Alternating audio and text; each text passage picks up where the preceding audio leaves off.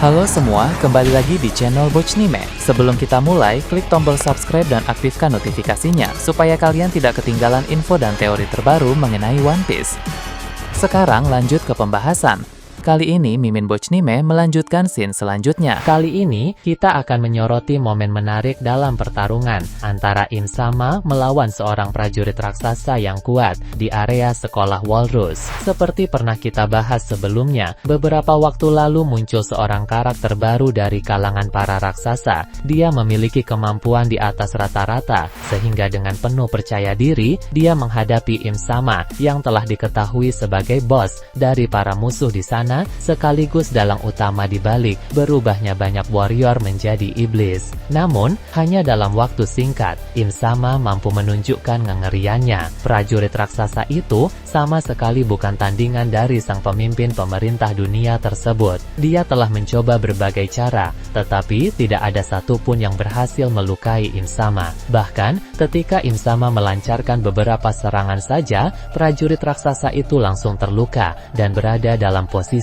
yang sulit. Kemudian, scenes pindah ke flashback peristiwa 56 tahun yang lalu saat ajang referee sedang berlangsung di Mary Geois. Dalam chapter sebelumnya, kita tahu bahwa Sebek telah menghabisi salah seorang admiral angkatan laut di sana. Tapi rupanya, selain melakukan hal tersebut, ada lebih banyak hal besar lain yang diperbuat oleh orang itu. Ketika referee sedang berlangsung, Sebek seorang diri melakukan penculikan terhadap 5 orang raja sekaligus. Hal ini pun membuat kegemparan dan kepanikan yang sangat besar, baik bagi kalangan kerajaan yang raja-rajanya dia culik, maupun terhadap orang-orang lain yang ikut serta dalam kegiatan referee tersebut. Referee merupakan ajang besar berskala global dengan pengamanan yang sangat ketat. Jadi, ketika ada insiden semacam itu, tentu terjadi kehebohan besar di sana. Kemudian, Sebek juga berhasil menerobos masuk sampai ke dalam ruangan bunga. Ruangan bunga adalah tempat pribadi milik Im-sama. Tidak sembarangan orang bisa masuk ke ruangan tersebut,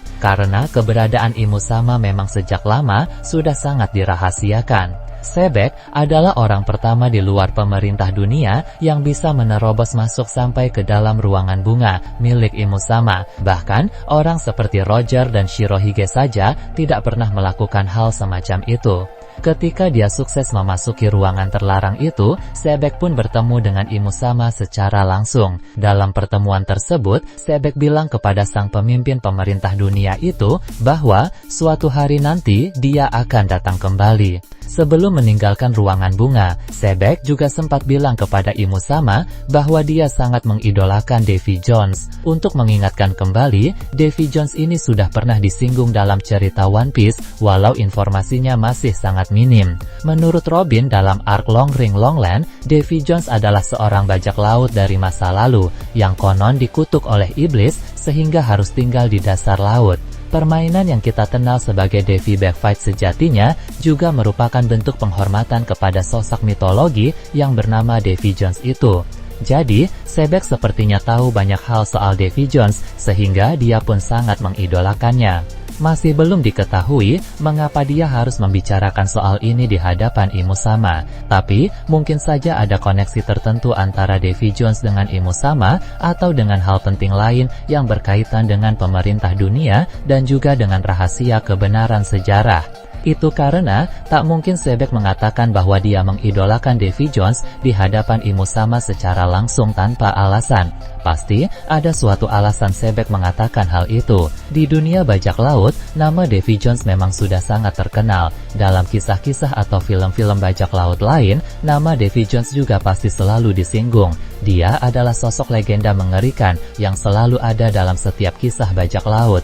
Jadi, tentu Oda juga akan memasukkan tokoh Davy Jones ke dalam cerita One Piece ini, karena notabene One Piece merupakan cerita soal dunia bajak laut. Sangat menarik untuk mengetahui siapa sebenarnya Davy Jones ini. Dia pasti sosok yang sangat kuat. Kemudian, terungkap juga bahwa di ruangan bunga 56 tahun yang lalu itu, Gunko adalah pelayan pribadi Im-sama. Jadi, tak heran mengapa Brook mengingat Hugenko pada masa lalu, karena wanita itu memang sudah hidup sejak lama sekali, tapi anehnya masih terlihat muda sampai sekarang ini. Tentu, pertemuan Brook dan Gunko terjadi sebelum dia masuk ke dalam pemerintah dunia untuk menjadi pelayan pribadi Imusama. Brook sudah pernah bertemu dengan Hugenko ketika berada di luar Mary Geoise. Misteri tentang sosok Hugenko ini akan menjadi topik menarik bila sudah lebih banyak terungkap dalam cerita ke depan nanti. Kembali menyoroti Rox de Shebek, setelah dia keluar dari ruangan bunga, dia bertemu dengan Raja Harald. Mereka berdua pun terlibat masalah sehingga terjadi pertarungan yang sangat singkat. Di sini, mereka berdua sama-sama memakai serangan haki Haoshoku berskala besar. Bentrokan haki dahsyat itu pun terjadi, sehingga kita akan melihat adanya kemiripan momen ini dengan momen adu serangan Roger dan Shirohige dalam kilas balik Kozuki Oden. Haki yang besar terpancar kemana-mana melalui adu serangan mereka. Haki dari Shebek dan Harald pun mengguncang Mary Geoise, sehingga banyak orang di sekitar sana langsung tumbang akibat pemanahan tekanan haki Haoshoku itu. Jadi, jelas bahwa Harald juga merupakan karakter yang sangat luar biasa.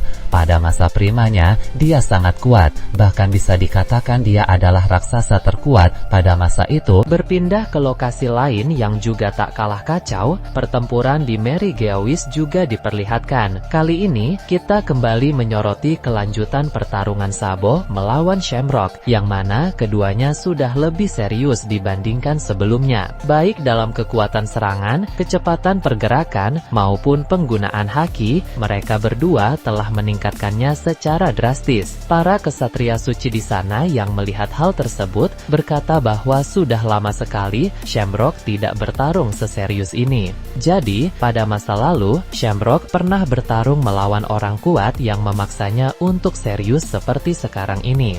Tampaknya, pengalaman bertarung dari saudara kembar Shanks ini cukup banyak, tidak kalah dengan pengalaman Shanks sebagai Yonko. Sejak Shanks dan Shamrock berpisah dari bayi, lalu tumbuh menjadi anak-anak dan kemudian menjadi dewasa, kedua orang itu memiliki petualangan masing-masing. Untuk Shanks, kita tahu bahwa saat masih anak-anak, dia sudah terlibat banyak pertarungan bersama bajak laut Roger. Kemudian, beranjak remaja, dia mulai membentuk kelompoknya sendiri. Hingga saat sudah dewasa, dia menjadi bajak laut hebat dan memegang gelar sebagai Yonko. Di sisi lain, Shamrock juga sama. Saat masih anak-anak, dia sering dilatih oleh Garling untuk menjadi seorang pendekar pedang yang hebat. Kemudian, beranjak remaja, dia langsung diangkat menjadi kesatria suci dan mampu mengalahkan banyak bajak laut dan penjahat lain di luar sana. Hingga kini, setelah dewasa, Shamrock diangkat menjadi pemimpin kesatria suci, menggantikan posisi Garling yang kini telah diangkat menjadi Gorosei. Jadi, baik Shanks maupun Shamrock memiliki pengalaman dan perjalanan hidup menarik masing-masing. Kembali menyoroti cerita utama, selain para kesatria suci yang menyaksikan kehebatan Shamrock, ada juga para komandan pasukan revolusi lain yang menyaksikan kehebatan Sabo. Para komandan revolusi lain itu berkata bahwa mereka baru tahu ternyata Sabo sekuat ini. Jadi, ini adalah momen di mana Sabo benar-benar mengerahkan seluruh kemampuan yang dia miliki, termasuk kemampuan yang belum pernah dia perlihatkan sebelumnya. Setelah saling serang dengan berbagai teknik, keduanya pun sama-sama melompat tinggi dan beradu serangan di udara. Dampak dari bentrokan tersebut menarik perhatian banyak orang dan mengakibatkan guncangan hebat sampai ke bagian bawah. Guncangan itu pun bisa dirasakan oleh orang-orang yang berada di dalam kastil Pangea. Para Tenryubito menjadi semakin khawatir, sedangkan para kesatria suci yang ditugaskan untuk melindungi mereka penasaran dengan apa yang sedang terjadi di luar. Kemudian, para Gorosei berbincang melalui telepati, karena sekarang mereka sedang berjaga di tempat-tempat berbeda di dalam kastil Pangea. Mereka bisa merasakan bahwa salah satu dari orang yang beradu serangan di atas pasti adalah Shamrock. Warkuri berkata, tampaknya adu serangan itu terjadi di udara, sehingga dampaknya terasa di sini hanya berupa getaran saja. Namun, dalam pertarungan dengan tensi tinggi seperti yang sedang terjadi di luar sekarang ini, Warkuri menduga bisa saja ke depannya Shamrock dan musuhnya itu akan beradu serangan di darat, sehingga akan berdampak buruk terhadap keadaan kastil Pangea. Garling yang sedang bertarung melawan Dragon juga ikut terhubung ke dalam diskusi melalui telepati antara para Gorosei. Dia segera berkomentar bahwa hal itu tidak perlu dikhawatirkan karena dia yakin Shamrock paham apa yang boleh dan tidak boleh dilakukan. Ketika fokus Garling teralihkan karena berbicara melalui telepati, Dragon pun melancarkan serangan kuat kepadanya. Serangan ini memadukan teknik cakar naga dengan Haoshoku Haki dan juga angin dari kekuatan buah iblisnya. Jadi, serangan tersebut cukup berdampak dan membuat Garling terpental. Rupanya, Garling tidak hanya terpental saja. Serangan kuat dari Dragon barusan sukses memberikan luka yang cukup parah di salah satu bahu Garling. Luka itu tidak bisa disembuhkan karena Dragon menggunakan Haoshoku Haki tingkat tinggi. Garling cukup terkejut karena kemampuan regenerasi yang diberikan oleh Im-sama tidak bisa menyembuhkannya secara instan. Gorosei lain yang mengetahui hal itu berkata bahwa bila diperlukan, salah satu dari mereka dapat bertukar posisi dengan Garling. Garling akan menjaga salah satu ruangan, sedangkan Gorosei lain akan mengambil alih pertarungan melawan Dragon. Tentu saja, Garling menjawab bahwa hal itu tidak perlu, karena kemampuan regenerasi bukan satu-satunya kemampuan pemulihan yang dia miliki. Dia pun menggunakan kemampuan buah iblis mitis yang dia miliki untuk memulihkan luka tersebut. Meski luka tersebut tidak bisa pulih secara instan, setidaknya kemampuan buah iblis mitis Garling dapat memulihkannya sedikit demi sedikit.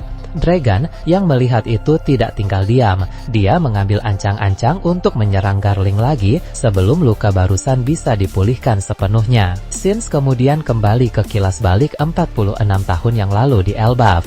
Ternyata, Sebek datang ke negeri para raksasa itu tidak hanya dengan 3 kru saja. Seperti yang kita lihat dalam chapter yang lalu, masih ada 3 kru lain yang juga dimunculkan di sini. Sehingga, total kru yang dia bawa adalah 6 orang.